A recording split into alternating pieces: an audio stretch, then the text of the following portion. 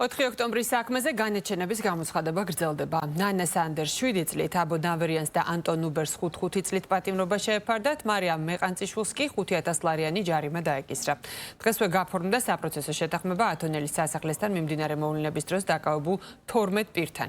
მაკა ლაშხია სასამართლოდან გვერდთობა ახლა პირდაპირ ეთერში და სხდომის და განაჩენის შესახებ ის უფრო მეტ ინფორმაციას მოგვაწვდის. მაკა, გისმენთ. ლიზა, შეიძლება ითქვას, რომ 4 ოქტომბერს ათონელის სასახლის მიმდებარე ტერიტორიაზე განვითარებულ მოვლენებთან დაკავშირებით დაკავებული პირების სასამართლოს სხდომა დღევანდელი სხდომებით უკვე დასრულებულია და ყველა მათგანი შეიძლება ითქვას, რომ უკვე არის მსჯავრდებული, რაც შეეხება დღევანდელ პროცესს, რაზეც ჩვენ უკვე ისაუბრე. ნანა სანდერს, რომელსაც ედავებოდნენ ჯგუფურ ძალადობის ორგანიზებას, 7 წლით განესაზღვრა თავისუფლების აღკვეთა, მარიამ მეყანწიშვილს 5,000 ლარიანი ჯარიმა დაეკისრა. მე ეს მუხლი, რითაც მას ედავებოდნენ, სწორედ ჯარიმასაც ითვალისწინებდა. რაც შეეხება კიდევ ორ პირს, აბო ნავერიანს და ანტონ უბერს 5 წლით თავისუფლების აღკვეთა განესაზღვრა. 3 მათგანი ესწრებოდა დღეს სხდომათა დარბაზში, საბოლოო სხდომათა დარბაზში იმყოფებოდა. მათ ისარგებლეს საბოლოო სიტყვის უფლებით და მიმართეს სასამართლოსთან და აღნიშნეს, რომ ისინი უდანაშაულოები არიან და წარდგენილ მბრალში თავს დამნაშავედ არ მიიჩნევენ. მარიამ მეყანწიშვილი საკუთარი განაჩენის გამოცხადებას ეზოში დაელოდა და სწორედ საქალაქო სასამართლოს ეზოში გაიგო მან, რომ 5,000 ლარიანი ჯარიმა დაეკისრა. რაც შეეხება კიდევ ერთ ბრალდებულს, ანტონ უბერს, ის არის მიმალვაში და დღეიდან უკვე მას შემდეგ, რაც განაჩენი გამოცხადდა, მასზე უკვე საერთაშორისო ძებნა გამოცხადდება. გამზადებული ვიყავი ყველანაირად, რომ დღეს საპატიმრო დაწესებულებაში ამოვყავდი თავს, მაგრამ ძალიან დიდი მადლობა ხალხის სოლიდარობისთვის. სწორედ ხალხის სოლიდარობის დამსახურება დღეს ის შედეგი, რაც დადგა, გამამტყუნებელი განაჩენია და რო გითხრათ, რომ ძალიან მიხარია არა, მაგრამ მიხარია ის, რომ მე ჩემ თანამებრძოლებთან ერთად შევძლებთ ბრძოლის გაგრძელებას გარეთ იმ პატიმრებისთვის, ვისაც 5 წელი მიუსაჯეს დაწყებული პაატა ბურჭულაძიდან დამთავრებული დღეს ჩემი თანამებრძოლებით, ყველასთვის ვიბრძოლებთ. თითოეული თქვენგანი არის ჩვენი თანამებრძოლი, ჩვენთვის ყველაზე ღირსეული ადამიანი ქვეყნის განმათავისუფლებელ ბრძოლაში. სასამართლომ გამამტყუნებელი განაჩენი გამოიტანა ნანა სანდერის მიმართ ორივე ბრალთან დაკავშირებით, რაც მიმაჩნია და სამართლებრივი საფუძვლების არ ქონის შემთხვევაში არის მიღებული. სასამართლო პროცესი არ დაკითხულა არც ერთი მოწმე, რომელიც დაადასტურებდა, რომ ნანა სანდერს ჰქონდა კომუნიკაცია მასთან, მისცა მითითება გასცა ძალადობრივი ქმედებებზე მითითება ან სხვა რაიმე კოორდინაცია მოახდინა, თქვათ, რომელიმე ჯგუფის შესაბამისად, როდესაც არ არსებობს მოწმეები, არ არსებობს მტკიცებულებები და ეს უნდა იყოს არაერთი მტკიცებულება, ურთიერთშეჯერებადი, დამაჯერებელი, უტყუარი, ერთი უტყუარი მტკიცებულებაც არ არსებობდა იმასთან დაკავშირებით, რომ ნანა სანდერმა ძალადობრივი ორგანიზება განახორციელა. სასამართლომ სრულად გაიზიარა სახელმწიფო ბრალდების პოზიცია და 4-ვე მშავრდებულთან მიმართებაში გამოიტანა გამამტყუნებელი განაჩენი. ნანა სანდერი განაჩენის მიხედვით დამნაშავედ იქნა ცნობილი ჯგუფური ძალადობის ორგანიზებისა და ხელისუფლების ძალადობით დამხობის ფაქტზე.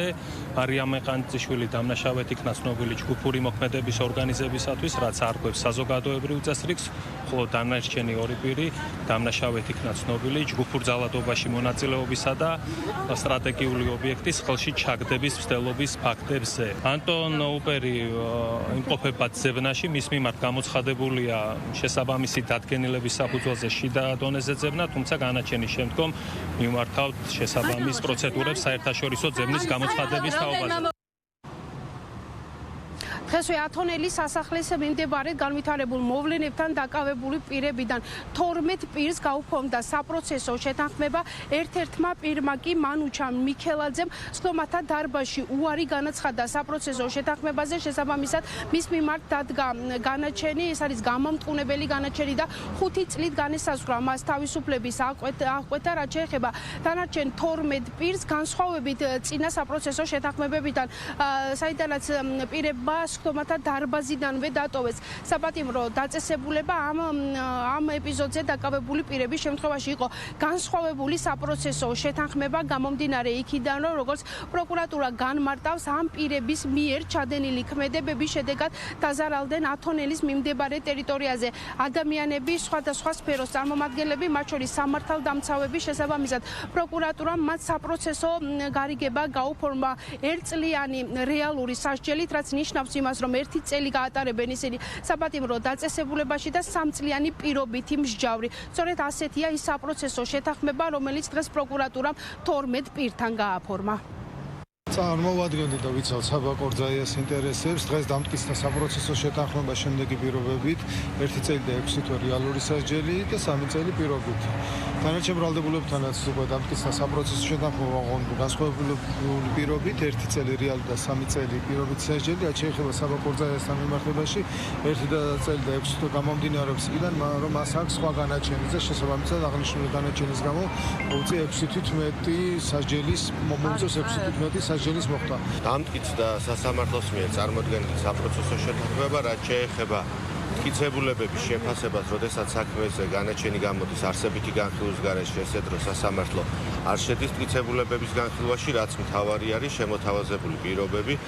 ჩვენ შემთხვევაში იყო როგორც მიხეილ თოლორაიასთვის, ასევე გია თოლორაიასთვის მისაღები. და მათ თავად მიმართეს განცხადებით პროკურატურას აღნიშნულ საპროცესო შეთანხმების გაფორმების შესახებ. გიორგი კირვალიძე პროცესის მიმდინარეობისას აღიარა დანაშაული, განაცხადა თავს ცნობდა დამნაშავე წარდგენა ბრალდებაში, განცხადებით მოგმართა დაადასტურა თავს ცნობდა დამნაშავე წარდგენა ბრალდებაში, მოსამართლის კითხვებზე რომ ცნობდა თუ არა თავს დამნაშავე ბრალდებაში, თქვა რომ დიახ ცნობდა თავს დამნაშავე ბრალდებაში, განაცხადა რომ საპროცესო შეთანხმების გაფორმების დროს მუქარას იძულებას, ძალადობას ადგილი არ ქონია, საპროცესო შეთანხმების გაფორმა იყო მისი ნება და ამის შემდეგ მოსამართლემ მიიღო გადაწყვეტილება, რომ დაემტკიცებინა და გამოიტანა განაჩენი მის მიმართ. განაჩენის გამოტანის შემდეგ ის გახდა აგრესიული და თქვა რომ უკან მიქონდა აღიარება, თუმცა ასეთი რაღაც არ არსებობს საპროცესო კოდექსში. განაჩენის გამოტანის შემდეგ საპროცესო უარს ვერ იტყვის. ვერშემდგარი დამხობის საქმეზე შეიძლება ითქვას, რომ ამ პროცესები თბილისის საქალაქო სასამართლოში სასამართლო განხილვები უკვე დასრულებულია. მე მაყურებელს შევახსენებ, რომ ათონელის სასახლის მიმდებარე ტერიტორიაზე დაკავებული პირების რაოდენობა იყო 64. ამ 64 პირში იგულისხმება ის პოლიტიკოსები, რომელსაც ჯგუფური ძალადობის ორგანიზების ნაწილში უკვე მსჯავრი განსაზღვრული აქვთ, რაც შეეხება 64 პირიდან 34-მა საპროცესო შეთანხმება გააფორმა, მათ ბრალი აღიარეს და საპატიმრო დაწესებულება სხდომათა დარბაზიდან დატოვეს. მადლობა მაკა ლაშხია იყო სასამართლოდან პირდაპირ ეთერში.